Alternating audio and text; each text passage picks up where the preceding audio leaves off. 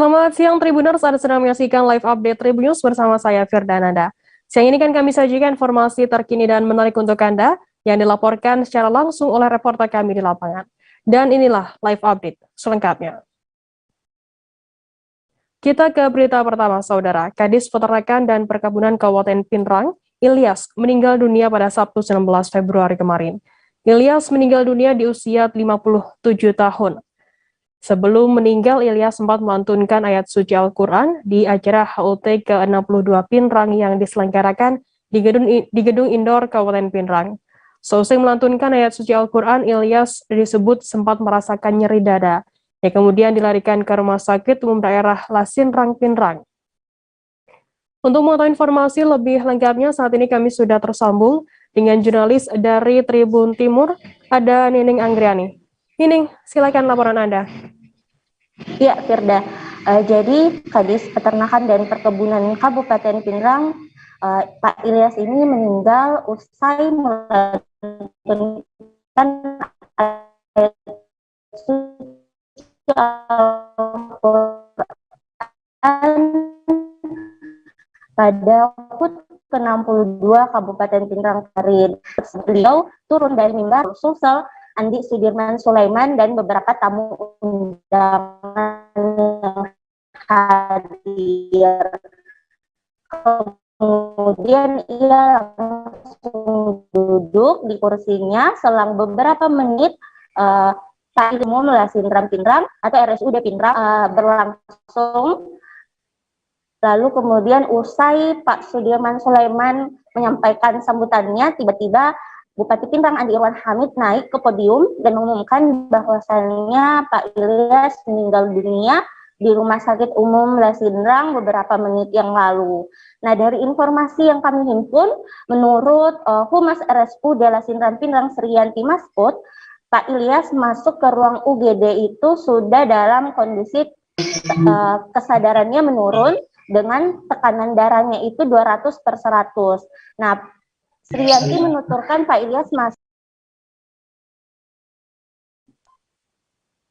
Ilyas masuk rumah sakit itu pada pukul 11.20 WITA, kemudian sempat diberi pertolongan, sempat diberi terapi dan beberapa tindakan, namun pada pukul 11.40 WITA beliau dinyatakan meninggal dunia.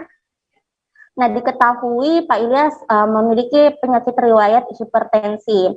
Beberapa kepala dinas pun berdatangan ke Rumah Sakit Umum Daerah Lasinrang ini, yakni ada Kadis Lingkungan Hidup, Kadis Perdagangan, Sekretaris Dinas Kesehatan, dan beberapa kerabat lainnya, kemudian dibawa ke rumah duka yang berada di BTN Palem Hijau, Kecamatan Watang Sawito, Kabupaten Pinrang. Nah, acara di gedung indoor Kabupaten Pinrang pun masih berlangsung, namun tiba-tiba dihentikan. Kemudian usai acara selesai, Pak Bupati Pinrang Andi Irwan Hamid dan PLT Gubernur Sulsel Andi Sudirman Sulaiman langsung menuju ke rumah duka. Beliau juga menyampaikan turut belasungkawanya dan menguatkan keluarga. Nah, dari informasi yang kami himpun, sosok Ilyas ini dikenal sebagai Polri terbaik dari Kabupaten Pinrang. Jadi beberapa kali Pak Ilyas ini dikenal mengurus pelaksanaan musabakah tilawatil Quran di Pinrang dan ditunjuk sebagai Ketua Dewan Hakim. Selain itu, almarhum juga menjabat sebagai Ketua Harian Lembaga Pengembangan Tilawatil Quran Kabupaten Pinrang. Jadi ada beberapa Kadis mengatakan bahwasannya Pak Ilyas ini adalah sosok yang mendekatkan dirinya kepada Al-Quran dan Allah Subhanahu wa Ta'ala. Jadi salah satunya yakni Sekda Pinrang Andi Budaya mengatakan almarhum ini konsisten dalam pembinaan baca Al-Quran. Jadi beliau sempat bertetangga di kompleks BTN Palem Hijau dan Pak Ilyas ini mengaji di masjid tersebut. Kemudian Kadis PSDA Pinrang Pak Jenal mengatakan bahwasannya sosok Pak Ilyas ini merupakan selalu mengingatkan dia untuk mengaji dimanapun dia berada. Jadi beberapa waktu itu beliau sempat satu kamar atau satu pesawat di perjalanan dinas. Kemudian disitulah beliau melihat keseharian Pak Ilyas ini, di mana Pak Ilyas setelah sholat subuh langsung membaca Al-Quran. Kemudian untuk kegiatan-kegiatan lainnya dia juga selalu membaca Al-Quran sebelum beraktivitas. Memang Pak Ilyas ini dikenal juga mempunyai suara baik ya Tribuner, suara merdu dalam membacakan surat Yasin, surat ayat suci Al-Quran. Kemarin itu beliau di HUT Kabupaten Pindrang itu membacakan surat An-Nisa. Nah, kemudian juga beliau dikenal seringkali menjadi imam saat di masjid karena suaranya merdu dan bacaannya juga paling baik di antara kepala dinas lainnya. Seperti itu rekan Firda. Baik, terima kasih rekan jurnalis dari Tribun Timur nih dengan Kriani atas laporan Anda mengenai kabar meninggalnya dari Kadis Peternakan Pak Ilyas ini. Selamat bertugas kembali. Tribuners, jurnalis kami tadi juga sudah menghimpun keterangan dari Andi Irwan Hamid, Bupati Pindrang. Berikut liputannya untuk Anda.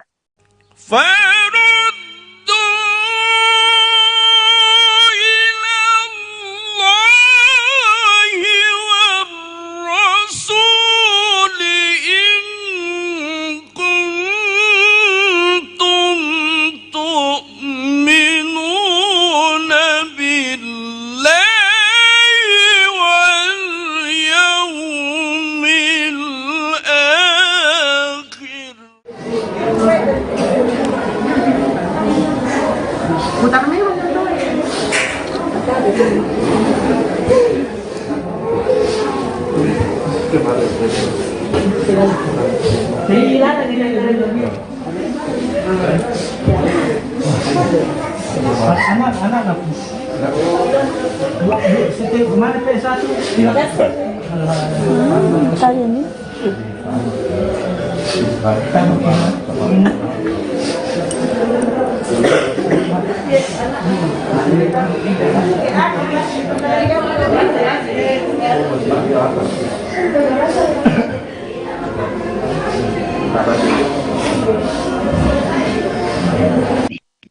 Petugas Satpol PP dan WH Banda Aceh melakukan penertiban mobil kopi yang berjualan di sepanjang bantaran Sungai Lamnyong, Darussalam pada Jumat 18 Februari.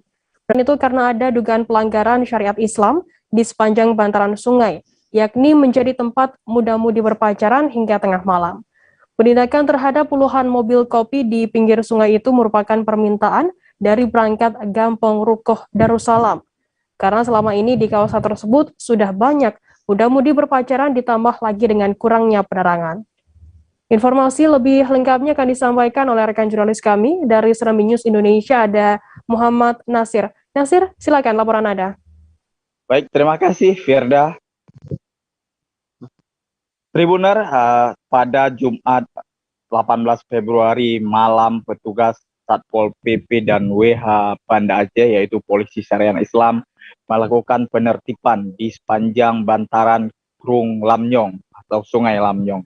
Untuk diketahui, Sungai Lamnyong ini adalah salah satu sungai yang membelah kota Banda Aceh yang berada di tengah kota, dan kemudian di sepanjang sungai ini terdapat puluhan mobil kopi yang berjualan.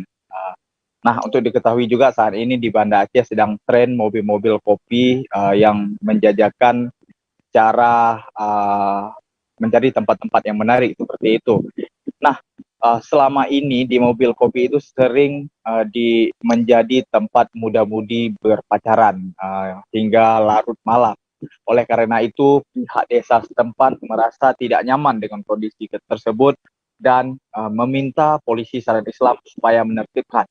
Akhirnya pada Jumat malam lalu Polisi Syariah Islam datang ke bantaran Sungai Lamnyong melakukan penertiban puluhan mobil kopi itu, termasuk ada belasan muda-mudi yang masih berpacaran diamankan dan diberi pembinaan di kantor Polisi Syariah Islam untuk selanjutnya dikembalikan. Sedangkan untuk mobil kopi dilarang berjualan di bantaran sungai mulai saat ini. Pelanggarannya karena kondisi bantaran sungai yang gelap, kurang penerangan, kemudian ditambah menjadi tempat muda-mudi berpacaran. Dan kondisi ini dikeluhkan oleh warga desa setempat.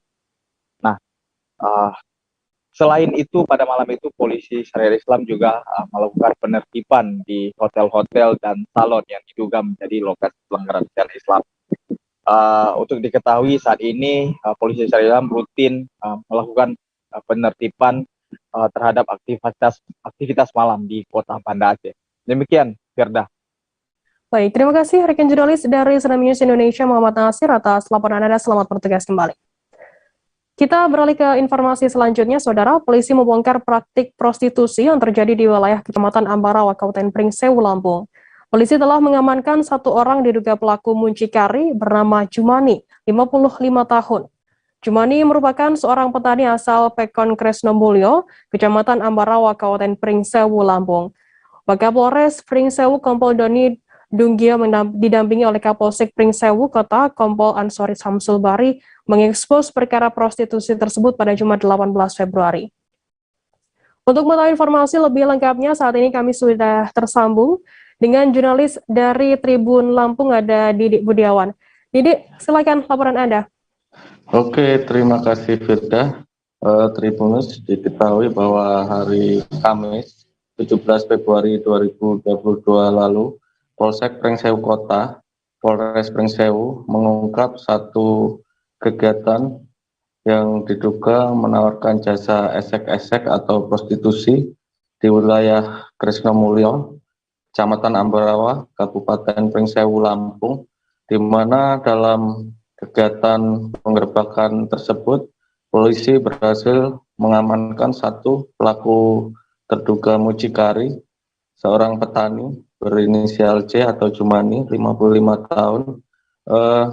Dalam hasil pemeriksaan polisi, Jumani ini telah melaksanakan praktik prostitusi tersebut selama kurang lebih 1 tahun dan alasannya melakukan praktik prostitusi ini karena keterbutuhan ekonomi, di mana dalam aksinya modus yang digunakan terduga mucikari ini dengan menyediakan jasa wanita pekerja seks komersial dengan cara panggilan ketika ada pelanggan yang memesan perempuan pekerja seks komersial kepada Jumani, dan Jumani sendiri menyediakan tempat atau kamar untuk melakukan perbuatan hubungan suami istri yang dilakukan pelanggan dengan PSK tersebut di rumahnya. Dan kegiatan Jumani ini juga diketahui oleh keluarganya, akan tetapi karena kegiatan tersebut cukup meresahkan masyarakat sehingga petugas Polsek Pringsewu Kota melakukan penyelidikan dan mengungkap bahwa kegiatan praktik prostitusi itu dilakukan oleh Jumani. Alhasil Jumani dapat diamankan dan digelandang ke Mapolsek Pringsewu Kota, dan Jumani sendiri saat ini terancam dengan pasal prostitusi, ya ini polisi menjerat dengan pasal 296 KUHP tentang prostitusi dengan ancaman 16 bulan penjara. Begitu, Firda. Baik, terima kasih rekan jurnalis dari Tribun Lampung, Didik Budiawan atas laporannya. Dan tadi Tribuners, untuk mengetahui bagaimana keterangan dari polisi dan bagaimana keterangan dari pelaku, berikut akan kami tampilkan wawancara dari Kompol Doni Dunggio, Wakapolres Pringsewu. Berikut liputannya untuk Anda. Ini terkait dengan kejadian pada hari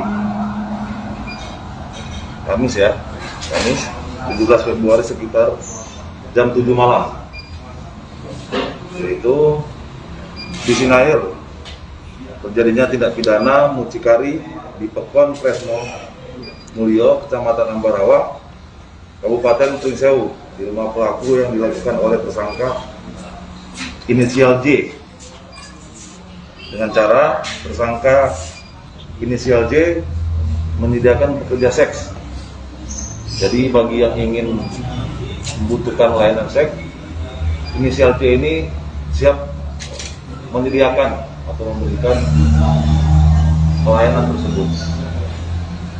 Nah, pada saat itu sudah diintai oleh TK 308 Polsek Sewu sudah sekitar setahun 2 tahun Pak. Nah, ini inisial D ini sudah sekitar setahun 2 tahun dilidik oleh anggota TK Polsek. Kemarin sudah dilakukan penangkapan terhadap pelaku inisial J. Sejumlah perajin tahu di Kecamatan Pamarayan, Kabupaten Serang akan menggelar aksi mogok jualan selama 3 hari, yakni 21 hingga 23 Februari 2022. Aksi tersebut menindaklanjuti surat pemberitahuan dari Pusat Koperasi Produsen Tempe Tahu Indonesia atau Puskopti pada 15 Februari. Produsen tidak bisa menaikkan harga jual dikarenakan kondisi ekonomi masyarakat yang saat ini belum stabil. Untuk mengetahui informasi lebih lengkapnya, saat ini kami sudah tersambung dengan jurnalis dari Tribun Banten, ada Desi Purnamasari. Desi, silakan laporan Anda. Iya, halo rekan Firda. Sebelumnya memang sejumlah pengrajin tahu di Kecamatan Pamarayan, Kabupaten Serang mengaku memang akan menggelar aksi mogok jualan selama 3 hari yang terhitung mulai sejak 21 sampai 23 Februari 2022. Dan hal tersebut juga diungkapkan oleh salah satu pengrajin tahu yakni Rahmat. Ia merupakan pengrajin tahu yang memproduksi tahunya di Kecamatan Pamarayan dan juga memasok produksi tahunya di wilayah Pasar Pamarayan. Dan ia pun menuturkan bahwa memang akan melakukan aksi mogok produksi yang dimulai pada hari ini yakni Minggu 20 Februari 2022. Dan ia pun mengaku bahwa sekali produksi ia dapat menghabiskan 8 kuintal kedelai untuk pembuatan tahu tersebut.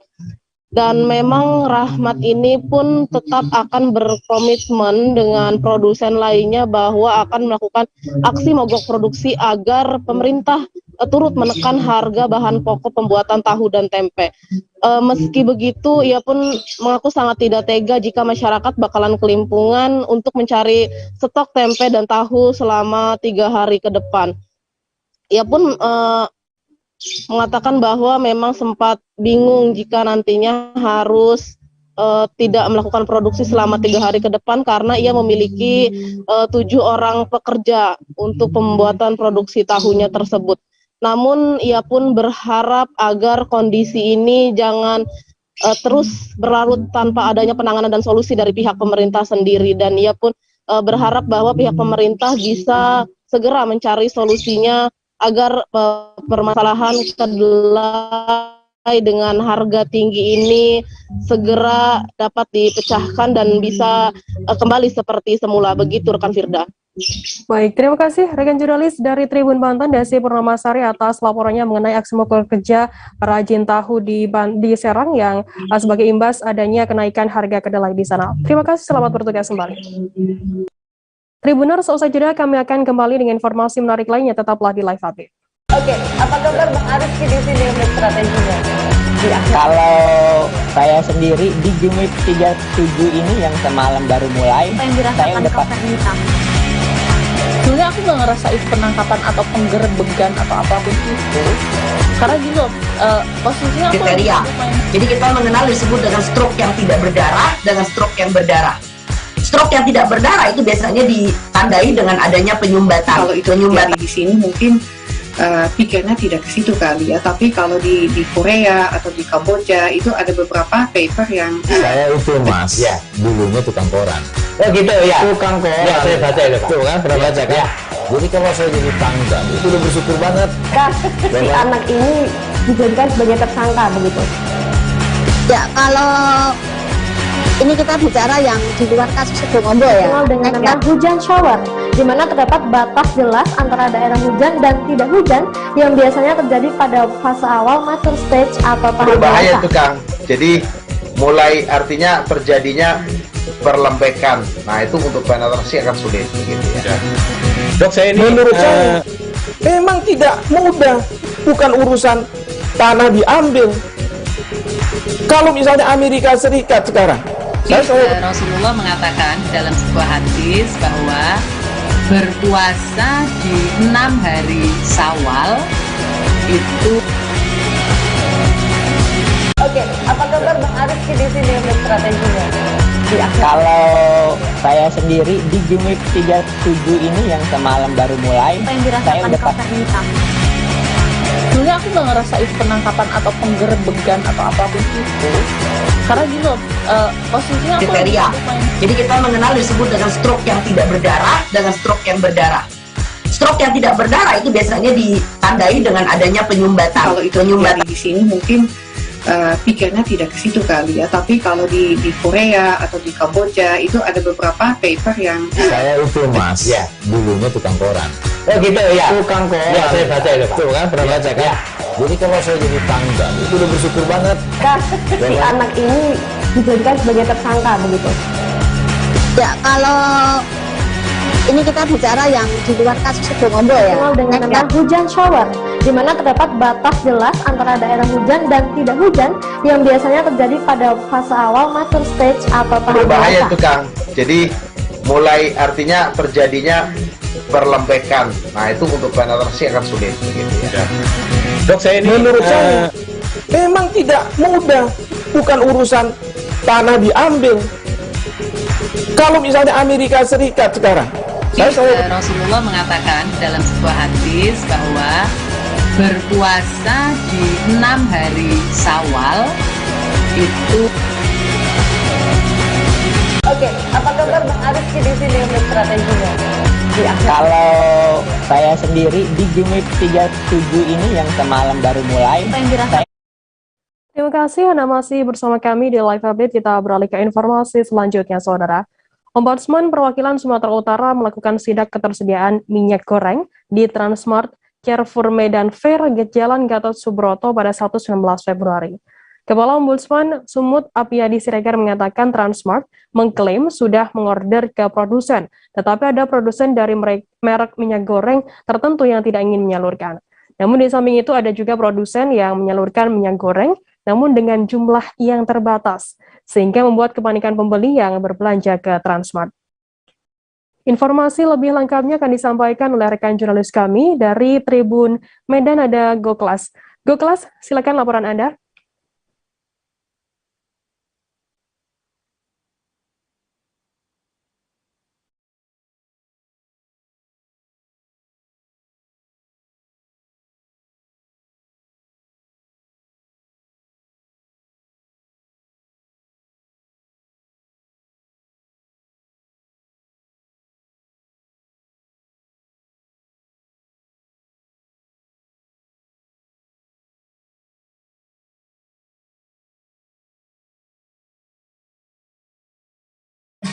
Oke, selamat siang Firda. Jadi semalam itu pihak dari Ombudsman Sumut dan Disperindak itu melakukan razia bersama itu di beberapa pasar modern, termasuk yang berada di Lotte Mart Grosir dan juga Transmart yang ada di Carrefour Gatot Subroto.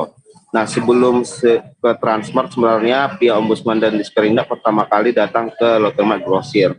Nah, pada saat itu mereka mendapati bahwa stok untuk minyak goreng ada di Lotte Mart Grosir tersebut masih memadai dan data-datanya masih cukup baik diberikan, bagaimana masih ada stok sekitar 2.000 karton itu yang ada di Lotte Mart Grosir, sehingga itu masih bisa mencukupi bagi para warga yang ingin membeli minyak goreng sampai akhir bulan nanti. Nah, adapun untuk warga yang membeli di Lotte Mart Grosir itu memang harus ada membernya, diatur agar setiap warga itu hanya boleh mengambil 4 liter minyak goreng. Hal ini dikarenakan memang untuk terkait dengan pembeli minyak goreng yang ada di Lotte Mart Grosir ini sudah membludak lebih dari 100% dari biasanya sejak beredar tentang kelangkaan minyak goreng di beberapa pasar-pasar modern ataupun tradisional lainnya. Nah, Artinya di Lotermat Grosir stok masih aman terkait minyak goreng setelah disidak dari Ombudsman dan Disperindak kemarin. Adapun hal tersebut berbeda dengan yang ada di Transmart, Carrefour yang ada di Gatot Subroto. Sebab ketika pihak Ombudsman dan Disperindak melakukan sidak, awalnya tidak tampak tersedia minyak goreng yang ada di lokasi tersebut. Namun ketika beberapa menit kemudian datanglah petugas dari pihak Transmart yang menyediakan beberapa bungkus minyak goreng jenis musimas di lokasi tersebut. Nah, adapun pada akhirnya Disperindak dan Ombudsman langsung menyidak ke gudang dari Transmart tersebut dan terlihat ada beberapa dus, itu puluhan dus minyak goreng yang terkunci di dalam satu gudang merek Sancho. Nah, adapun jadi pertanyaan adalah kenapa minyak goreng tersebut tidak tersedia, dan pihak dari Transmart mengatakan memang mereka di dalam rule-nya itu menyediakan beberapa menit, 30 menit sekali untuk minyak goreng yang ada di Transmart. Namun alasan tersebut agak dibantah pihak Ombudsman bahwa tidak logis jika sampai terjadi kekosongan dalam beberapa menit di Transmart, karena itu menjadi hak dari warga untuk mendapatkan minyak goreng. Oleh karena itu pihak Ombudsman dan Disperindak pun meminta beberapa penyalur yang memberikan minyak goreng ke Transmart agar hari Senin ke depan nanti akan dilakukan sidak kembali ke para penyalur-penyalur ini, artinya gudang-gudang dari minyak goreng yang menyalurkan ke Transmart. Sama halnya juga yang ada di Lotermat Grosir. Jadi pihak Ombudsman sebenarnya dari dua sidak ini mencurigai ada yang hendak disembunyikan dari pihak Transmart, entah itu mulai dari kenapa pada akhirnya terjadi kekosongan dalam sejenak minyak goreng yang ada di Transmart tersebut. Nah, mungkin itu yang dapat saya laporkan, Firda. Baik, terima kasih rekan jurnalis dari Tribun Medan, Goklas atas laporannya langsung dari Medan. Tribuners, jurnalis kami tadi juga sudah menghimpun keterangan dari Kepala Ombudsman RI perwakilan Sumut, Abdiadi Siregar. Berikut liputannya untuk Anda. Ya, jadi kita tadi melakukan Transmart. Transmart. Kalau tadi di Lotermat, kalau kami melihat itu, kita melihat itu tidak ada hal yang tidak ada hal yang membuat situasi tidak baik gitu ya, karena distribusi dari produsen ke mereka itu minyak goreng itu cukup baik ya, lancar ya. Bahkan tadi kita diyakinkan kita bahwa sampai akhir bulan ini itu stok mereka masih bagus gitu. Dan sebetulnya mereka tidak mempersoalkan soal pasokan ya. Mereka tadi tidak mempersoalkan soal pasokan. Jadi mereka meyakinkan publik bahwa stok mereka bagus. Nah, lalu yang menjadi masalah adalah memang ada peningkatan jumlah konsumen pembeli yang datangnya pasar ya. Jadi kalau mereka ada sampai biasanya itu peningkatannya sampai 100% itu ya dari jumlah yang biasa mereka dapat ya. Itu jadi yang mereka pasar jumlah pembeli yang datang ya, bahkan ada dari daerah katanya datang ya, dia datang ke sana. Cuman yang mereka harus banyak yang kecewa sampai di sana harus dibatasi jumlahnya gitu kan, gitu. Jadi saya lihat itu tidak ada masalah di situ. Bahkan proses penjualannya pun mereka atur dengan baik ya. Nah, tapi yang berbeda kita lihat justru di Transmart yang di Carrefour ya. Jadi kalau kita melihat tadi itu, saya menangkap ada sesuatu hal yang seperti yang berbeda disembunyikan ya. Misalnya gini ya. Tapi yang pertama dulu mereka mengakui bahwa sampai sempat 2 minggu kehilangan stok, tidak ada pasokan di mereka. Kelangkaan minyak goreng curah dan kemasan di Kecamatan Talang Ubi, Kabupaten Penukal, Abab, Lematang, Ilir atau Wali terjadi sejak sepekan terakhir. Masyarakat sulit memenuhi kebutuhan masak sehari-hari. Terlebih warga yang memiliki usaha kecil dan menengah mengaku kesulitan mendapatkan minyak goreng curah dan kemasan dengan harga yang ditetapkan pemerintah yakni Rp14.000. Kondisi ini kian dikhawatirkan warga lantaran tak lama lagi akan memasuki bulan suci Ramadan. Informasi lebih lengkapnya akan disampaikan oleh rekan jurnalis kami dari Sriwijaya Post, ada Regan di sana. Regan, silakan laporan Anda. Baik, terima kasih rekan Firda, sahabat Tribuners.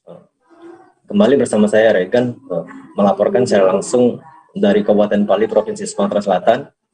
Saat ini yang terjadi di Kabupaten Pali sejak sepekan terakhir, masyarakat begitu kesulitan ya untuk mendapatkan minyak goreng curah maupun kemasan ya. Meskipun notabene-nya Kabupaten Pali kaya akan kebun sawit maupun karet, namun kenyataannya di lapangan warga harus melakukan usaha yang keras sehingga dinilai pemerintah Bali dalam hal ini Dinas Perindustrian dan Perdagangan dinilai carut marut karena tidak bisa menjaga situasi tetap stabil kebutuhan minyak goreng terhadap warga ya. Karena tidak sedikit warga harus sweeping antar toko bahkan ke desa-desa untuk mendapatkan minyak goreng.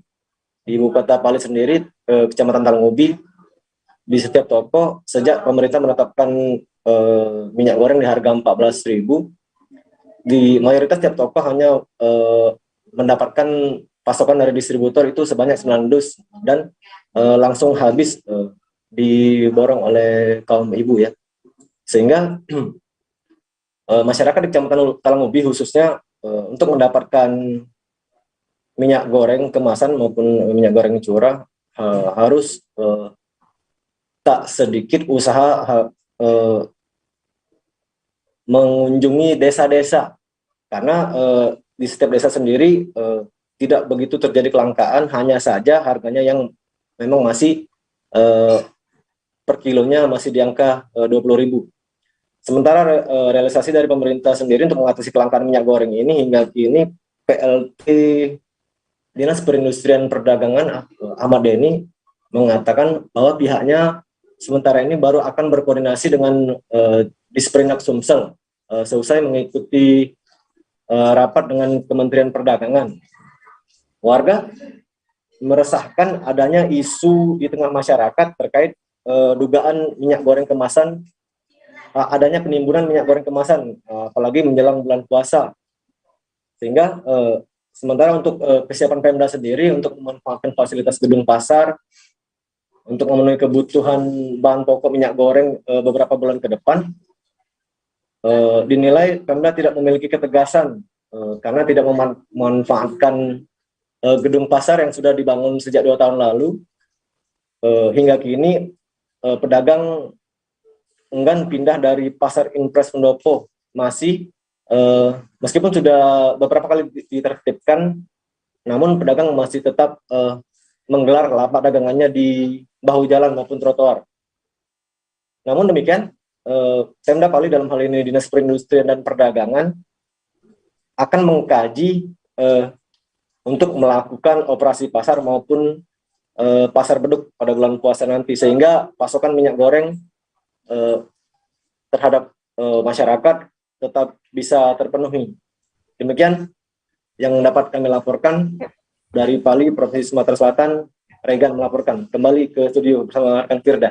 Terima kasih. Baik, terima kasih rekan jurnalis dari Sriwijaya Post atas laporan Anda. Selamat bertugas kembali. Kita beralih ke informasi selanjutnya, Saudara. Terjadi kelangkaan minyak goreng di Kabupaten Oku Timur setelah pemerintah pusat memberlakukan penjualan satu harga Rp14.000 per liternya. Kini minyak goreng sulit ditemui di beberapa minimarket, sehingga apabila ada stok, minyak goreng tersebut langsung habis di serbu warga. Seperti yang terjadi di sebuah minimarket yang berada di Jalan Merdeka Martapura pada Sabtu 19 Februari. Terlihat warga ramai berdesak-desakan mengantri untuk membeli minyak goreng kemasan dengan harga Rp14.000 per liter dan Rp28.000 untuk kemasan 2 liter. Informasi lebih lengkapnya akan disampaikan oleh rekan jurnalis kami dari Tribun Sumsel, ada Edo Pramadi. Edo, silakan laporan Anda.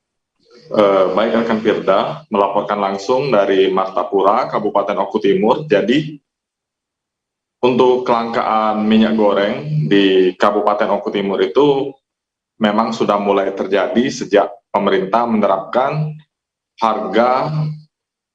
menerapkan harga minyak dengan satu harga, yakni 14.000 per liter dan 28.000 untuk kemasan 2 liter. Nah, awalnya minyak tersebut tersedia di minimarket sejak pemerintah memberlakukan aturan tersebut di hari pertama.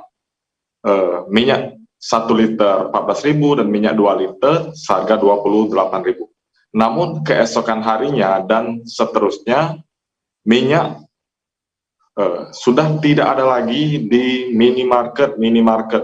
Warga kesulitan mencari minyak di minimarket, jadi sudah tidak ada lagi. Nah, selanjutnya untuk di pasar tradisional sendiri, minyak itu masih ditemukan, namun dengan harga yang melambung tinggi, bahkan 2 kali lipat dari harga yang sudah ditetapkan oleh pemerintah.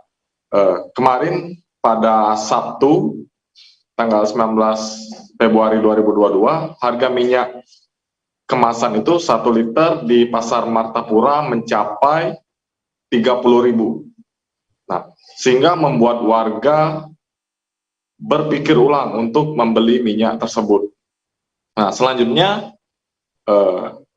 setelah warga mengetahui bahwa adanya minyak goreng seharga 14.000 di sebuah minimarket yang letaknya di Jalan Merdeka, Martapura, sontak saja warga sekitar langsung menyerbu minimarket tersebut. Nah, yang dijual di minimarket itu juga ada kemasan yang 1 liter dan ada kemasan yang 2 liter. Namun, pihak minimarket juga membatasi bahwa masing-masing orang hanya bisa membeli 1 kemasan saja, baik itu yang 1 liter maupun 2 liter. Tidak diperbolehkan untuk masing-masing orang membeli lebih dari 1. Bahkan dari pantauan Tribun Sumsel di minimarket tersebut, ada seorang emak-emak yang mengantri bahkan hingga 1 jam demi untuk mendapatkan minyak. Dan ia juga mengaku bahwa sudah beberapa hari tidak masak menggunakan minyak goreng. Nah, tentunya keadaan ini membuat masyarakat di Martapura, Kabupaten Oku Timur resah. Nah, menanggapi kelangkaan minyak tersebut, Bupati Oku Timur, Haji Lanosin Hamzah, sudah menggelar rapat koordinasi bersama dengan para distributor minyak goreng yang berada di Kabupaten Oku Timur. Nah, Bupati melihat perkembangan ini dalam waktu 1 pekan. Apabila memang tidak ada perubahan yang baik mengenai ketersediaan minyak goreng, Bupati akan meminta bantuan kepada Gubernur Sumsel untuk melakukan sidak-sidak juga di wilayah seputaran Kabupaten Oku Timur, karena memang pengiriman minyak ini ataupun distributor ini gudang-gudangnya banyak yang berasal dari luar Kabupaten Oku Timur.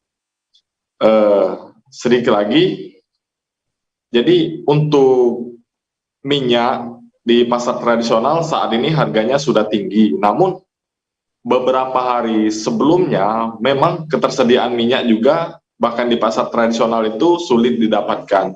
Bahkan seorang pedagang yang sempat saya wawancarai mengatakan bahwa dia tidak lagi mendapatkan minyak di agen ataupun tangan pertama, namun dia juga sudah berkeliling untuk membeli minyak bahkan di pihak kedua ataupun ketiga, sehingga otomatis dia bersama pedagang-pedagang lainnya di pasar belum bisa menerapkan harga sesuai dengan edaran pemerintah, yakni 14.000 per liter dan 28.000 per 2 liter. Demikian rekan Firda. Baik, terima kasih rekan Edo Pramadi dari Tribun Sumsel atas laporannya. Dan tadi Tribuners Edo juga sudah menghimpun keterangan dari Dewi, seorang pembeli minyak goreng. Berikut liputannya untuk Anda. Ibu sudah antri sejak berapa lama, Bu? Tadi jam 3. Dari jam 3, Bu ya. Ibu dapat informasi ada minyak murah di sini dari siapa, Bu? Dari teman, dari tetangga, Bu ya. Oh. Ini Ibu dapat berapa liter, Bu? 2 liter minyak Sophia. 2 liter. Itu dengan harga berapa, Bu? Harga ini 28. Sebelumnya gimana, Bu? Ibu sudah cari minyak kemana saja, Bu ya? Kemarin ke Alpan, tidak ada, baru ini dapat. Sudah pernah beli di pasar tradisional, Bu? Belum, tidak pernah dapat. Kemarin di pasar tidak kasih. Ini selain ini di rumah Ibu ada stok lagi nggak, Bu? Tidak ada. Cuman ini, Bu? Iya, 2 hari tidak goreng-goreng kami. 2 hari nggak? Iya, tidak goreng, Bu ya? Jadi gimana masaknya? Jadi minyak celaka, dan sisok kemarin minyak. Oh. Kasus viralnya video show 15 detik yang berlokasi di emperan toko Pasar Jowinangun, Kota Magelang masih terus diselidiki. Terbaru, polisi mengamankan pemeran perempuan dalam video tersebut, dan pemeran perempuan juga seorang lansia berusia 54 tahun. Kapolres Kota Magelang, AKBP Yolanda Evelyn Sebayang mengatakan kedua pelaku sama-sama sudah tua alias lansia. Pihak kepolisian menduga keduanya mengalami gangguan mental atau gangguan kejiwaan. Namun kini pihak kepolisian masih terus mengumpulkan bukti-bukti lengkap. Yolanda mengatakan pihaknya juga sudah mengamankan pemeran perempuan. Namun Yolanda belum membeberkan inisial maupun identitas lengkap dari perempuan tersebut. Nantinya apabila terbukti kedua pemeran mengalami gangguan kejiwaan, maka akan ada restoratif justice. Di sisi lain, pelaku penyebar juga merupakan anak di bawah umur. Diketahui penyebar video mesum tersebut adalah anak berusia 12 tahun yang duduk di bangku kelas 6 SD. Bocah tersebut mendapat video mesum tersebut dari seorang temannya, yang kemudian mengunggahnya ke media sosial Facebook. Selain itu, saat ini pemeran pria belum bisa dimintai keterangan karena linglung. Dalam pengakuannya, pemeran pria sebelumnya mengaku berusia 120 tahun. Namun dalam temuan polisi, pria tersebut berusia 80 tahun. Atas kejadian yang menghebohkan wilayah hukum tersebut, ia berpesan kepada masyarakat terlebih orang tua untuk mengawasi anak-anaknya dalam bermedia sosial.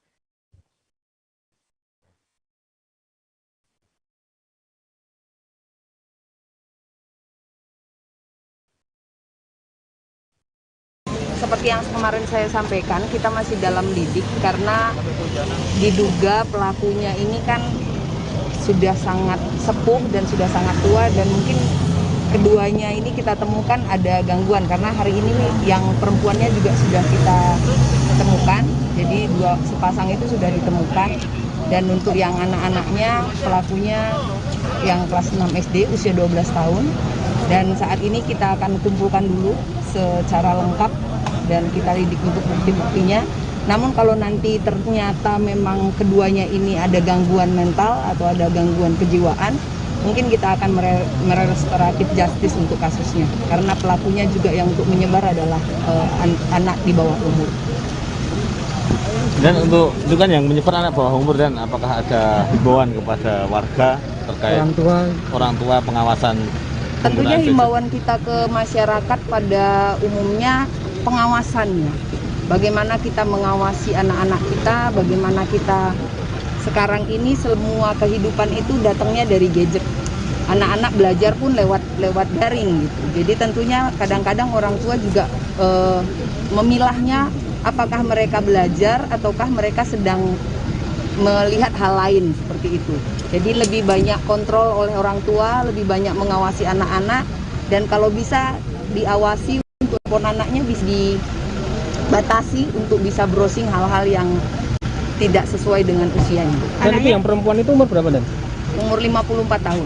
Itu sudah dipastikan keduanya itu ya, Dan? Kita pastikan hari ini karena keduanya kita sudah sampaikan bahwa kita harus pastikan dulu di dalam lidik kita. Nanti kalau hasilnya sudah fix seperti apa bahwa ini adalah pelakunya, kita akan sampaikan. Anak itu dapat videonya dari temannya ya, Pak?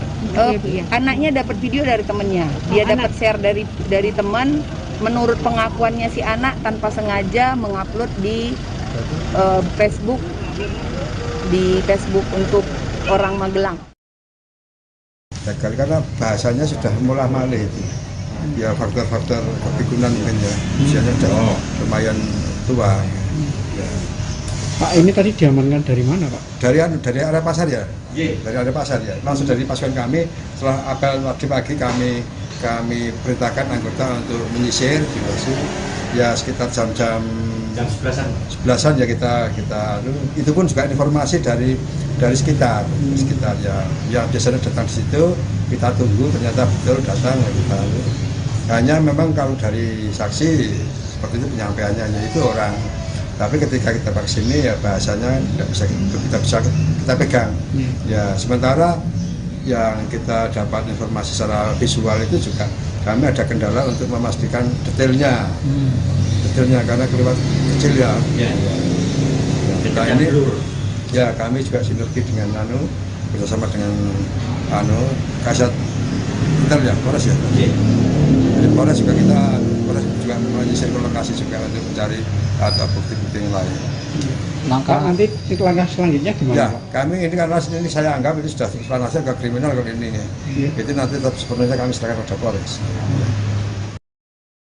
Terungkap pengakuan pelaku pembacokan Kiai Afandi Musyafa, 58 tahun, pengasuh Pondok Pesantren Miftahul Hidayah, Dusun Temakur, Desa Sumbermulyo, Kecamatan Pesanggaran, Banyuwangi, Jawa Timur. Pelaku merupakan seorang bernama Darmanto, 34 tahun, yang menikam kiainya pada Jumat 18 Februari. Darmanto mengaku sakit hati karena kerap ditegur karena main ke lingkungan asrama santriwati. Kasih Humas Polresta Banyuwangi Ibtulita Kurniawan mengatakan pihaknya sudah menangkap Darmanto selesai menikam kiainya pada Sabtu 18 Februari. Dalam pengakuannya ke polisi, Darmanto mengaku sakit hati karena ditegur oleh korban. Pasalnya pelaku kerap kali bermain dan memasuki area santriwati. Pelaku mengaku sakit hati dan berupaya membalas kekesalannya. Darmanto kemudian merencanakan dirinya berpura-pura sakit dan meminta obat kepada korban pada Jumat dini hari. Pelaku kemudian menyerang korban dengan senjata tajam. Kiai Afandi sempat menangkis sajam yang dibawa oleh korban ini. Kiai yang juga Ketua MUI Pesanggaran Banyuwangi ini mendapat luka di bagian perut dan lehernya. Ia kemudian dibawa ke rumah sakit untuk mendapatkan perawatan intensif.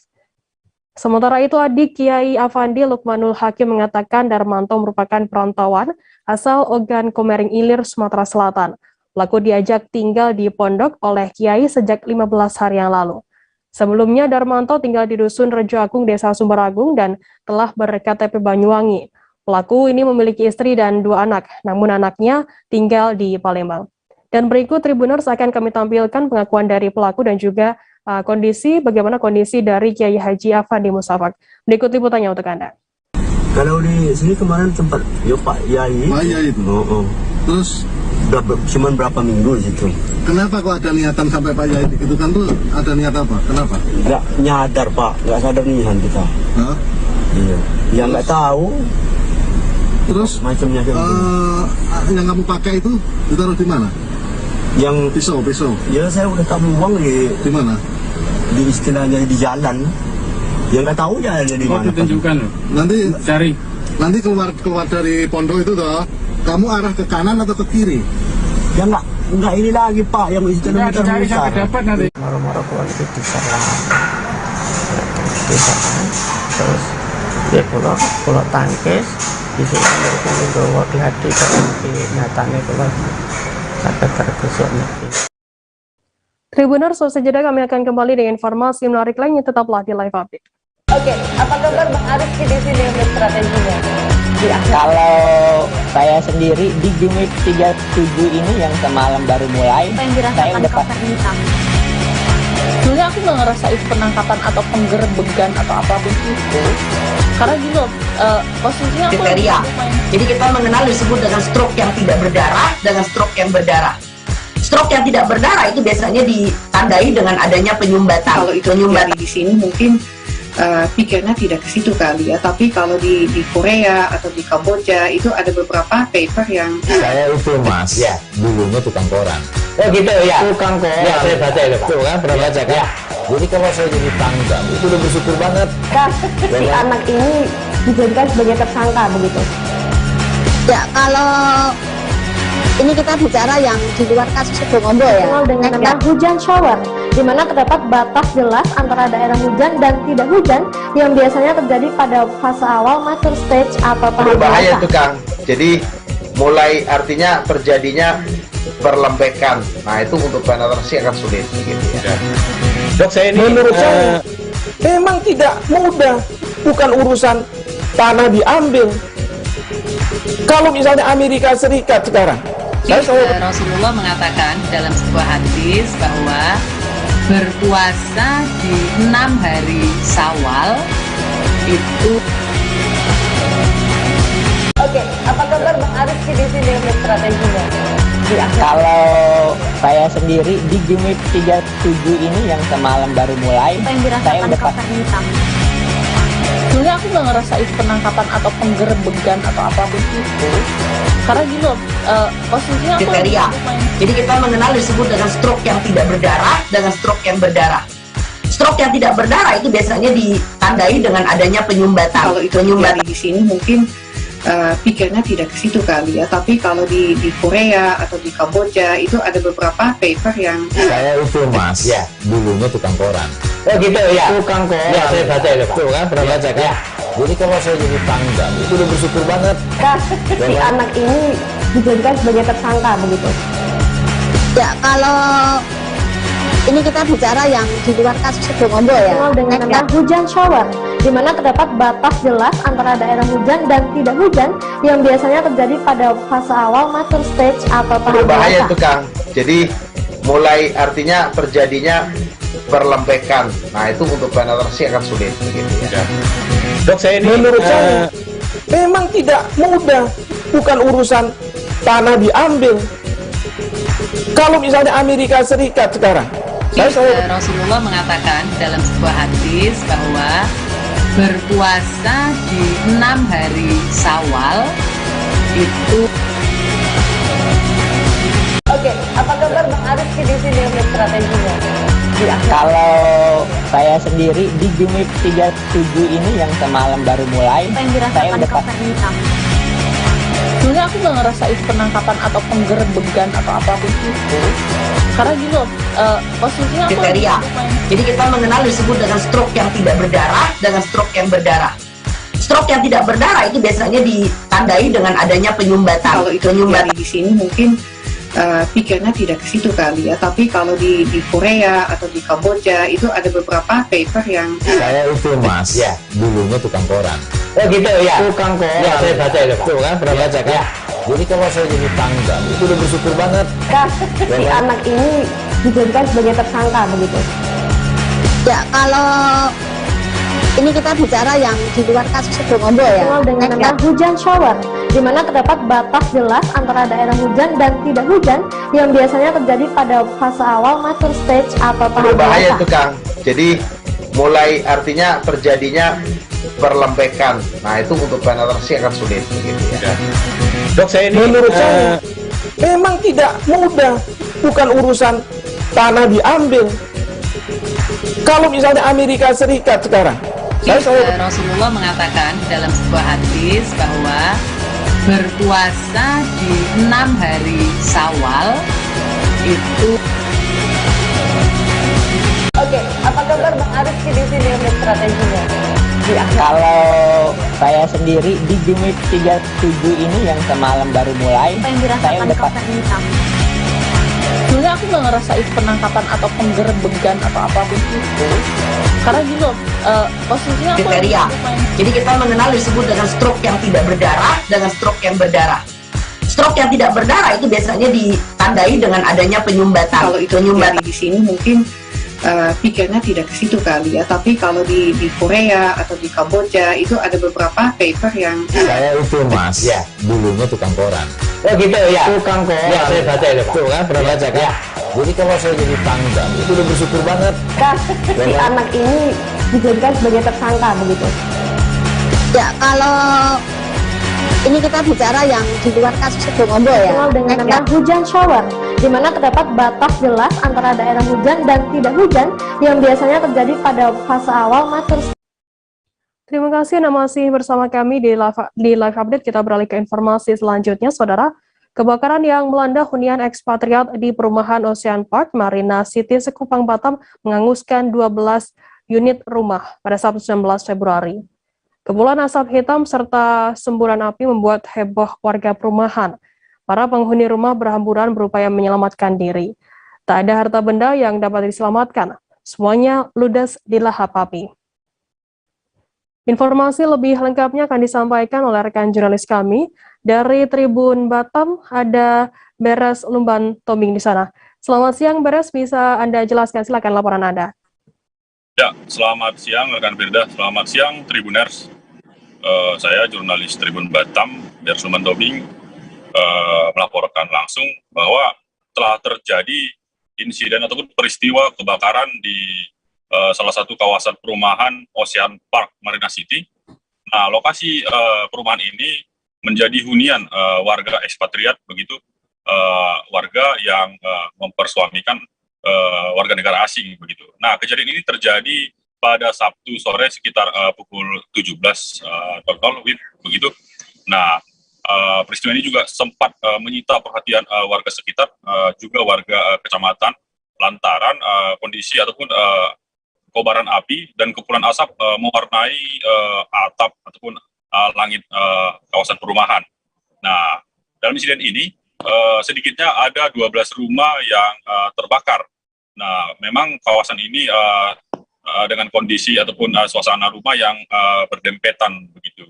Nah, tidak ada korban jiwa dalam peristiwa ini. Hanya saja pada saat peristiwa itu ada satu keluarga yang dihuni 5 orang begitu. Saat itu mereka dalam keadaan tertidur. Nah, sang ibu beserta anak kecilnya berusaha keluar dari kepulan asap ataupun dari kondisi kobaran api. Namun sempat begitu, nyaris salah seorang putri sulungnya nyaris terbakar di dalam. Namun alhasil putri mereka dapat keluar dengan kondisi sedikit terluka begitu, luka di tangan dan kaki. Namun kepulan asap juga sempat membuat korban mengalami batuk begitu. Nah, dalam insiden ini tim pemadam kebakaran dari BP Batam, Badan Pengusahaan Batam bersama Pemko Batam sedikitnya menerjunkan ada 10 unit pemadam kebakaran. Kejadian kebakaran berlangsung cukup lama begitu, sekitar 2,5 jam. Jadi peristiwa dari pukul 5 berhasil dipadamkan dan didinginkan hingga pada pukul 17.30 begitu. Berdasarkan keterangan dari kepolisian Polsek Sekupang, dugaan sementara akibat ataupun penyebab adanya insiden kebakaran ini diduga karena korsleting listrik. Jadi pada saat peristiwa hingga malam, dari petugas PLN pun terpaksa mematikan ataupun memadamkan arus listrik untuk kawasan perumahan yang dihuni ekspatriat tersebut. Nah, akibatnya sedikitnya ada 318 rumah yang harus menahan gelap gulita pada malam tersebut. Nah, hingga saat ini petugas kepolisian dari sektor Sekupang masih melakukan penyelidikan musabab apa penyebab kebakaran tersebut. Oke, baik, demikian rekan Firda. Baik, terima kasih rekan jurnalis dari Tribun Batam, Beres Lumban Toming atas laporan Anda. Dan tadi Tribuners Beres juga sudah menghimpun keterangan dari Kompol Yuda Suryawardana, Kapolsek Sekupang, dan juga Kepala Pemadam Kebakaran Kota Batam bernama Asman. Berikut liputannya untuk Anda. Ya, izin, nama saya Asman, ya, saya Kepala Yuda Pemadam Kebakaran, saya didampingi Pak Kapolsek Sekupang nih, Pak Kompol Yuda. Sore hari ini sudah selesai kebakarannya, ya, selesai kebakarannya, kita sedang pendinginan. Jadi kita sedang proses pendinginan. Ini berkira ada 10 rumah yang kebakar. 10 rumah kebakar itu 2 yang berpenghuni ya Pak Kapolsek ya? 2 yang berpenghuni. Jadi yang sisanya rumah kosong. Jadi kita terima berita tadi sekitar jam 5 lah. Ya Pak Kapolsek, jam 5 terima berita. Kita kesini, unit lebih kurang ada 10 lah Pak Kapolsek ya. 10 itu mobil fire dan tangki. Dari Pemko dan BP Batam, kita di backup oleh teman-teman dari Polsek untuk keamanannya. Sementara tidak ada korban jiwa. Itu akibat konslet ya Pak? Nah, nanti penyebab kebakarannya setelah ini teman-teman dari Polsek akan menelitinya. Berikut kerugian. Mana Pak? Belum kita tahu. Belum kita tahu. Apakah dari rumah yang ada penghuninya atau rumah kosong? Yang jelas 10 rumah yang kebakar ini sebagian besar rumahnya kosong. Nah, sumbernya informasi memang dari rumah yang berpenghuni ya Pak Kapolsek ya. Nah, penyebabnya nanti akan kita diselidiki oleh teman-teman dari kepolisian. Sementara itu mungkin ya teman-teman ya, dan mungkin saya juga mengimbau lah ya kepada masyarakat Batam khususnya, ini udah musim panas, sekali-sekali hujan, jangan membakar sampah sembarangan lah. Ya, jangan sesekali membakar sampah sembarangan, apalagi di depan halaman rumah. Nanti akan merugikan orang banyak itu. Festival budaya di Kabupaten Malinau mulai dilaksanakan kembali tahun ini dan diagendakan pelaksanaannya secara bergantian. 2 pekan lalu, festival budaya tersebut telah diselenggarakan oleh Lembaga Adat Dayak Tahul Malinau di Panggung Padan Liu Burung. Festival kebudayaan tersebut difasilitasi oleh Pemda Malinau untuk 11 suku adat di Kabupaten Malinau. Selain sebagai ajang pelestarian budaya, pentas kesenian ini juga digelar untuk mengobati kerinduan masyarakat. Dikarenakan telah 2 tahun Festival Budaya Irau Malinau urung dilaksanakan karena pandemi COVID-19. Informasi lebih lengkapnya akan disampaikan oleh rekan jurnalis kami dari Tribun Kaltara, ada Muhammad Subri. Subri, silakan laporan Anda. Baik, selamat siang rekan Firda dan Tribuners. Untuk festival budaya yang dilaksanakan oleh pemerintah Kabupaten Malinau, difasilitasi oleh pemerintah Kabupaten Malinau dan rencananya akan dilaksanakan oleh 11 perwakilan lembaga adat asli di Kabupaten Malinau. Nah, untuk pelaksanaannya sendiri memang pada dasarnya sebelum-sebelumnya ada festival kebudayaan Irau yang urung dilaksanakan selama 2 tahun. Biasanya kegiatan ini dilaksanakan rutin selama sekali dalam kurun waktu 2 tahun. Nah, untuk tahun ini diagendakan kegiatan tersebut sebagai pengganti atau alternatif kegiatan, maka diadakanlah kegiatan pagelaran seni dan budaya untuk 11 suku adat yang ada di Kabupaten Malinau. Sebelumnya pada awal Februari lalu juga sempat digelar perdana dari suku adat Tahul Kabupaten Malinau. Pentas ini difasilitasi langsung oleh pemerintah daerah, diadakan di ikon Padan Liu Burung Kabupaten Malinau, di mana panggung ini merupakan panggung kesenian yang dimanfaatkan oleh masyarakat sekitar sebagai wadah pagelaran seni dan budaya. Nah, untuk kegiatan pertama pada 2 pekan yang lalu, pertama dibuka oleh Lembaga Adat Dayak Tahul di Kabupaten Malinau, dan rencananya pada pekan depan, tepatnya pada hari Senin nanti, akan digilir pelaksanaannya oleh Lembaga Persekutuan Dayak Lundayeh Kabupaten Malinau, yang rencananya akan dilaksanakan pada 21 sampai 27 Februari 2022 yang akan datang. Untuk kegiatan ini sendiri pada dasarnya dilakukan untuk melestarikan kegiatan seni dan budaya, di mana 2 tahun belakangan tidak ada kegiatan dikarenakan pandemi COVID-19. Kemudian pada tahun ini rencananya akan mulai dilaksanakan. Sekedar informasi untuk di Kabupaten Malinau sendiri, berdasarkan instruksi Mendagri terbaru 11/2022 bahwa Kabupaten Malinau bersama 2 kabupaten yang ada di Kalimantan Utara masih menerapkan atau memperpanjang PPKM level 1, di mana kegiatan pameran kesenian dan kebudayaan dan pameran UMKM dapat dilaksanakan dengan syarat protokol kesehatan yang ketat. Untuk di panggung Padan kesenian Padan Liu Burung sendiri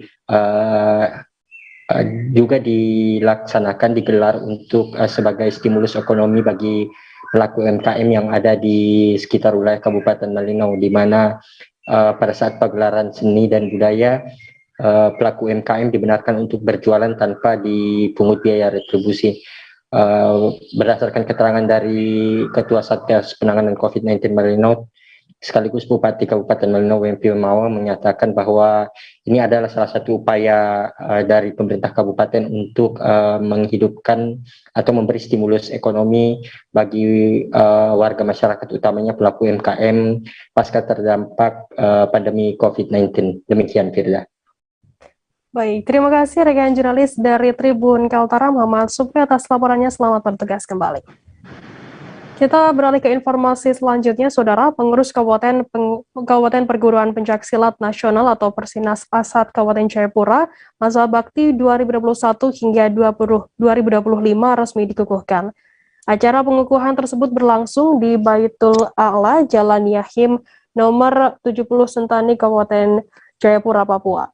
Dalam kesempatan tersebut, Haji Muhammad Sabir dipercaya memegang amanah sebagai Ketua Persinas Asat Kabupaten Jayapura melalui musyawarah kabupaten atau Muskap 3 Persinas Asat pada 18 Juli di Sentani lalu. Informasi lebih lengkapnya akan disampaikan oleh rekan jurnalis kami dari Tribun Papua, ada Aldi Bimantara. Aldi, silakan laporan Anda. Iya, baik Firda dan juga Tribuners, dilaporkan dari Jayapura, Papua, pengurus Perguruan Pencaksilat Nasional Persinas Asat Kabupaten Jayapura masa bakti 2021 hingga 2021 resmi dikukuhkan di Sentani, Kabupaten Jayapura, Papua.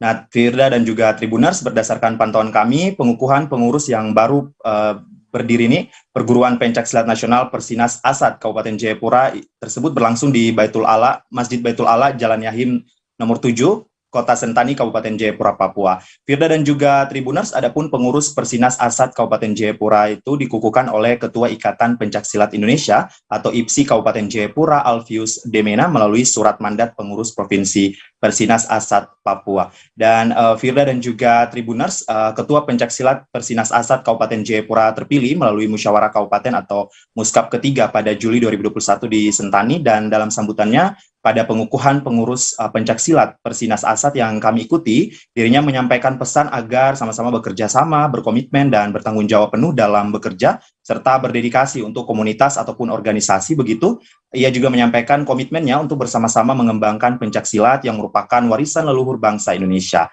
Firda dan juga Tribuners, dalam kesempatan wawancara bersama awak media, termasuk kami pihak Tribun Papua, Ketua Pencaksilat Persinas Asat Kabupaten Jayapura, Haji Muhammad Sabir ini mengatakan dalam kepemimpinannya nantinya sekiranya dalam waktu dekat ini pihaknya akan menyusun berbagai program kerja tahunan dengan agenda pembinaan fisik, mental, dan spiritual warga Asat. Dan juga oleh karena itu ia berharap kepada para pengurus yang baru saja dikukuhkan untuk senantiasa bersama-sama nantinya mengembangkan pencaksilat yang merupakan warisan leluhur bangsa Indonesia. Firda dan juga Tribuners, dapat saya informasikan pula bahwa dalam sambutannya Ketua Pencaksilat Persinas Asat Kabupaten Jayapura Muhammad Sabir menegaskan komitmennya untuk mengembangkan pencaksilat dan lebih membumikan olahraga asli Indonesia itu kepada generasi muda di tanah Papua. Hal ini akan diaktualisasikannya melalui program yang akan ia usung, yakni pembinaan fisik, mental, dan spiritual para pengikut ataupun murid. Dengan semangat dan keyakinan penuh yang dimilikinya itu, ia juga mengajak semua pihak yang terlibat untuk dapat berjalan maju, karena dikatakannya pencaksilat ini merupakan olahraga yang mencerminkan budaya bangsa serta membuat persatuan tetap utuh dan maju bersama. Demikian Firda, laporan singkat saya langsung dari Kota Jayapura, Papua. Untuk sementara kembali ke Firda di studio. Baik, terima kasih rekan jurnalis dari Tribun Papua di Bimantara atas laporannya langsung dari Jayapura. Tribuners, Aldi juga sudah menghimpun keterangan dari Alfius Demena, Ketua IPSI Kabupaten Jayapura, Papua. Berikut liputannya untuk Anda. Oleh karena itu disaja pun hadir nanti 2024 berhadir Medan, kalau kita silat akan diperhatikan yakni saya berharap untuk ada salah satu dari Persinas Asat yang bisa hadir bahwa nama Persinas Asat hadir. Amin. Saya juga berharap dalam pembinaan teman-teman dari sekolah, pembinaan kayak ini menurun. Tidak ada program untuk, karena dalam pembinaan usia ini di kejuaraan remaja itu kita kurang tampil karena kurang dukungan. Bisa berharap ada dukungan supaya dalam kejuaraan remaja harus ada yang tampil, dan itu hanya pembinaan dari tahapan dari awal hingga sampai akhirnya bisa memberikan yang terbaik. Tribuners, ada sebuah destinasi wisata alam yang menakjubkan di Kabupaten Bone, Sulawesi Selatan, yakni pemandian alam yang ada di Desa Lanca, Kecamatan Telu, Siatinge maksud kami. Kolam renang alami tersebut menawarkan suasana pedesaan yang eksotis dengan pemandangan sawah di aliran sumber mata air. Pemandian alam Lanca lokasinya sekira 23 km dari kota Watampone, Kabupaten Bone. Untuk mengetahui bagaimana deskripsi dari pemandian alam Lanca ini, saat ini kami sudah tersambung dengan jurnalis dari Tribun Timur, ada Kasdar di sana. Kasdar, silakan laporan Anda. Baik, rekan Firda dan Tribuners dimanapun Anda berada, di Kabupaten Bone memiliki sangat banyak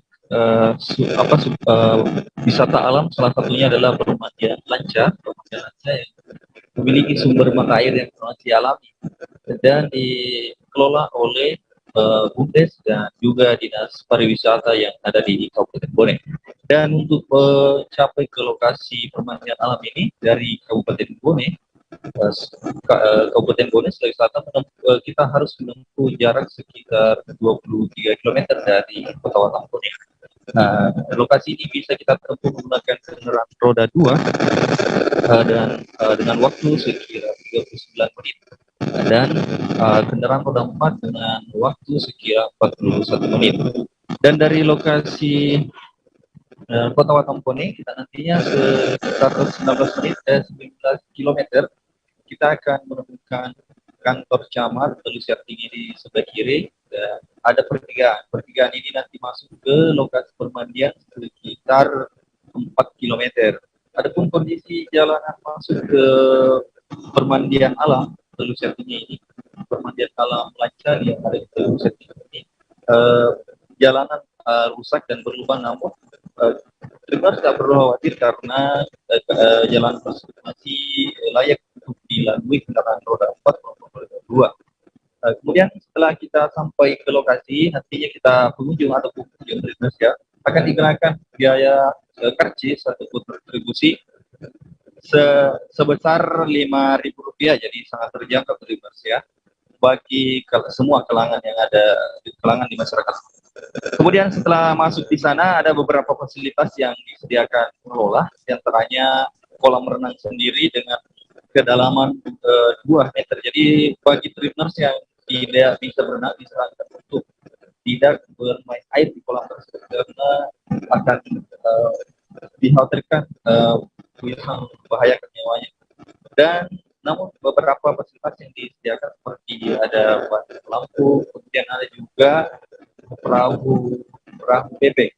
Nah, selain itu, Tribuners, bagi Anda yang membawa anak kecil, tersedia juga kolam anak di seberang dari sumber mata air pun kolam utama. Kemudian selain itu ada fasilitas lain seperti WC ataupun toilet.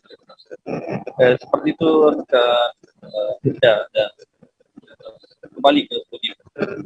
Baik, terima kasih rekan jurnalis dari Tribun Timur, Kasdar, atas laporan Anda. Selamat bertugas kembali. Tribuners, kita beralih ke informasi selanjutnya. Kota Manado, Provinsi Sulawesi Utara mempunyai ragam kekayaan kuliner. Satu di antara kuliner yang cukup terkenal yakni bubur Manado atau bahasa setempat dinamakan tinutuan. Tak heran kota Manado dijuluki kota tinutuan karena saking populernya kuliner satu ini. Bubur Manado atau tinutuan dibuat dari campuran beras dan labu. Dibuat bubur, kemudian ditambahkan sayur mayur semisal daun gading, kangkung, bayam, pucuk daun ketimun, dan daun bawang dan juga kemangi.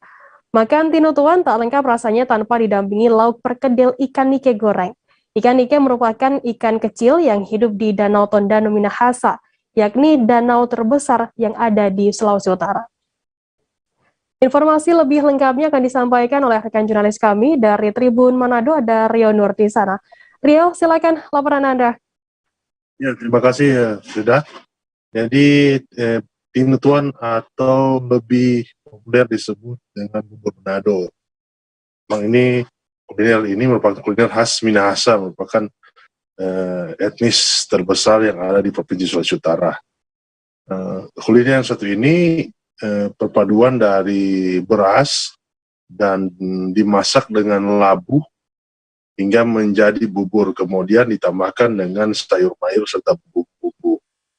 Nah, untuk menyantap tinutuan ini biasanya di pendampingnya ada namanya ikan perkedel ikan nike. Ikan nike ini merupakan ikan yang hidup di Danau Tondano. Ikannya kecil-kecil, kemudian dibuat jadi perkedel pipih hingga rasanya agar. Memang perpaduan ini memang paling pas untuk menikmati tinutuan bersama dengan ikan nike. Kemudian tinutuan sendiri ini banyak dijual di rumah makan yang ada di Kota Manado khususnya. Bahkan ada salah satu sentra kuliner yang khusus menjual tinutuan, adanya di Jalan Makeke. Tapi untuk mencari Jalan Makeke Kota Manado. Tapi untuk menikmati tinutuan masih banyak tempat-tempat alternatif yang lainnya yang ada di seputar Manado. Bahkan di rumah-rumah kopi pun kuliner yang satu ini selalu hadir untuk dinikmati oleh pengunjung, ya, karena memang tinutuan ini atau bubur Manado ini menu yang sangat pas disantap saat sarapan pagi. Selain itu, tinutuan ini juga merupakan ada semacam tradisi yang disebut piknik. Itu merupakan di mana orang-orang Minahasa berkumpul bersama sanak dan kerabat untuk makan-makan bersama. Kemudian yang dijadikan kuliner yang untuk santap bersama ini ya salah satunya adalah tinutuan. Kemudian memang ini kuliner ini sudah merambah tidak hanya di Manado, Minahasa, bahkan ke daerah-daerah sekitar di Sentral Sulawesi Utara. Demikian, Frida. Baik, terima kasih rekan jurnalis dari Tribun Manado, Rionur, atas laporannya. Mungkin ini bisa menjadi destinasi kuliner untuk Tribuners yang ingin menyantap kuliner-kuliner unik yang ada di beberapa kota di wilayah Indonesia. Terima kasih, Rio. Selamat bertugas kembali. Kita beralih ke informasi selanjutnya, Saudara. RT 3 RW 3 Kelurahan Batu Jaya, Kecamatan Batu Ceper, Kota Tangerang, dinamai sebagai Kampung Jimpitan KB2. Sebutan ini berawal dari kesuksesan warganya dalam mengubah lahan rawa menjadi lahan hijau dan asri yang dilengkapi beberapa fasilitas umum seperti musola, ruang baca, balai warga, sekretariat, sarana olahraga, panggung kreatif dan inovatif, kelompok wanita tani, dan lain sebagainya. Untuk mengetahui informasi lebih lengkapnya terkait hal ini, saat ini kami sudah tersambung dengan jurnalis dari wartakotalive.com, ada Rafsan Zani Simanjorang. Silakan Rafsan Zani, laporan Anda. Ya, terima kasih rekan Firda. Ya, sahabat Tribun News, memang sebuah kampung di Kota Tangerang diberi nama Jimpitan KB2. Nah, kampung ini ternyata adalah sebuah RT, yaitu RT 03, RW 03, Kelurahan Batu Jaya, Kecamatan Batu Ceper, Kota Tangerang. Nah, kenapa disebut kampung? Karena ada nilai luhur yang diterapkan di RT ini. Dan kemudian, ini adalah lahan yang milik PLN yang dimana diubah oleh warga menjadi asri, dimana dulunya ini merupakan lahan yang penuh dengan semak belukar. Nah, ceritanya bagaimana? Berawal dari 4 Februari 2019 lalu, seorang penggiat dan inisiator bernama Slamet Haryanto yang dipercaya menjadi ketua lingkungan menjalankan program Jimpitan Berbagi Berkah yang akhirnya dikenal menjadi Jimpitan KB2. KB2 artinya kompak berbagi berkah. Nah, jimpitan itu sendiri bermakna merajut kerukunan. Nah, jimpitan itu memiliki kepanjangan jadi indah, membutuhkan perjuangan, istiqomah, Tuhan akan ngabulkan. Nah, itu merupakan kepanjangan dari Jimpitan KB2 yang diutarakan oleh Slamet Haryanto.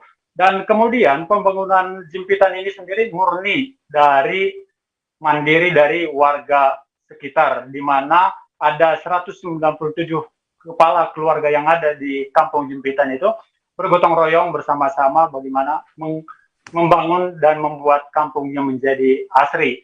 Dan juga hingga di saat ini, kemarin saya ke sana, memang kampung Jimpitan KB2 ini masih dalam proses tahap untuk pembangunan. Ada beberapa target ataupun beberapa PR yang memang ingin dikerjakan oleh mereka sehingga Kampung Jimpitan ini nantinya menjadi kampung yang bisa mendatangkan pariwisata, tentunya bisa mendatangkan pemasukan bagi warga sekitar. Dan juga apa-apa aja yang akan menjadi target mereka, tentunya ada outbound yang direncanakan dibangun oleh Kampung Jimpitan KB2 ini di tahun ini. Sementara itu, seperti yang dikatakan dari host kita tadi, memang di Kampung Jimpitan ini sudah begitu banyak prestasi warga sendiri yang memang sudah dicapai oleh mereka, di mana ada kelompok tani, bahkan di sana juga ada balai kampung dan juga ada tempat untuk membaca, di mana ini menjadi hal yang utama agar bisa mencerdaskan kehidupan para anak-anak yang tengah bersekolah di Kampung Jimpitan KB2. Dan kampung ini menerapkan nilai luhur itu, nilai luhur yang bagaimana? Tentunya dari 5 sila yang ada di Pancasila semuanya dipraktekkan di Kampung Jimpitan KB2, di mana tak hanya gotong royong yang ada di sana, tetapi bagaimana juga menghargai sesama. Dan khususnya di pandemi COVID kemarin yang memang sangat genting sekali, di mana dari pengurus Kampung Jimpitan KB2 ini memang membuat salah satu program untuk membantu sesama yang terpapar dari COVID-19.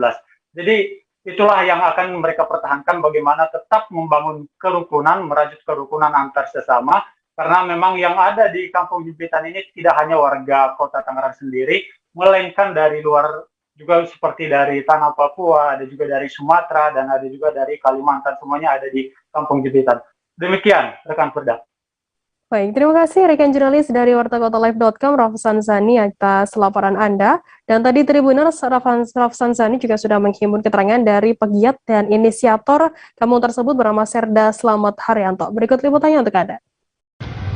Kampung Jimpitan KB2 ini awal mulanya semua dari kita lihat kondisi-kondisi permasalahan yang ada di kampung ini, ya semenjak saya dulu diminta warga untuk jadi ketua RT, dan kemudian saya berinisiasi untuk membangun suatu lingkungan yang harmoni.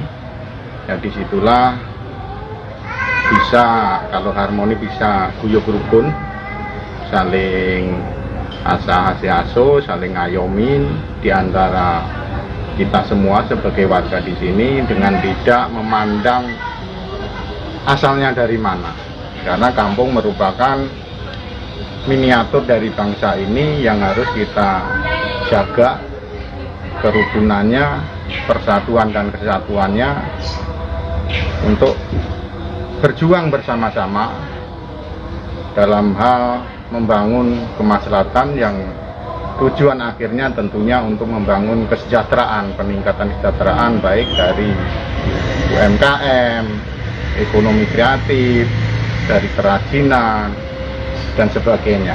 Nah itu saya harap kepada warga sini untuk selalu berkreasi, apalagi di masa pandemi ini.